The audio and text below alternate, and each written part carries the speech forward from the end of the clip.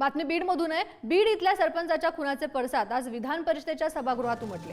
बीड सरपंच खून प्रकरणावरून विरोधी पक्षनेते अंबादास दानवे यांनी सरकारवर हल्लाबोल केला।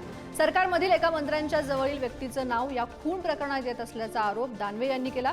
यावर मुख्यमंत्री देवेंद्र फडणवीस यांनी बीड सरपंच खून प्रकरणात आतापर्यंत कुणाचाही दबाव आला नाही, आरोपी शोधून काढू, कुणी असला तरी त्याच्यावर कारवाई करण्यात येईल। या प्रकरणात आपण टेक्निकल आणि एआयचा वापर करून गुन्हेगारांना शोधून काढणार आहोत। गुन्हेगार कुणी असला तरी त्याला सोडणार नाही असा पलटवार केला।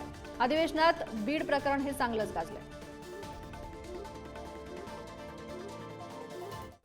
एका तरुण सरपंचाचा अतिशय निघृण अशा प्रकारचा खून हा त्या ठिकाणी करण्यात आलेला आहे आणि निश्चितच ही घटना सरकारने देखील अतिशय गांभीर्याने घेतलेली आहे।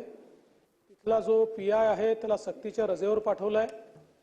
त्यावेळेचा जो इन्चार्ज पीएसआय आहे त्याला सस्पेंड केलेला आहे। 3 आरोपींना अटक केलेली आहे। काही आरोपी अद्याप फरार असले तरी त्यांना शोधून काढून त्यांना देखील निश्चितपणे अटक करण्यात येईल। आरोपी कुठल्या पक्षाचा आहे, जातीचा आहे, धर्माचा आहे, कुठली भाषा बोलतो, कोणाशी संबंधित आहे,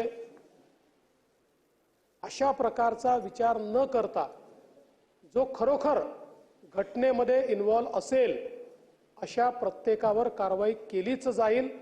याकरताच ही केस सीआयडी क्राईमला ट्रान्सफर केलेली आहे। तिथे या संदर्भात एक स्पेशल एसआयटी तयार करण्याला सांगितलेली आहे।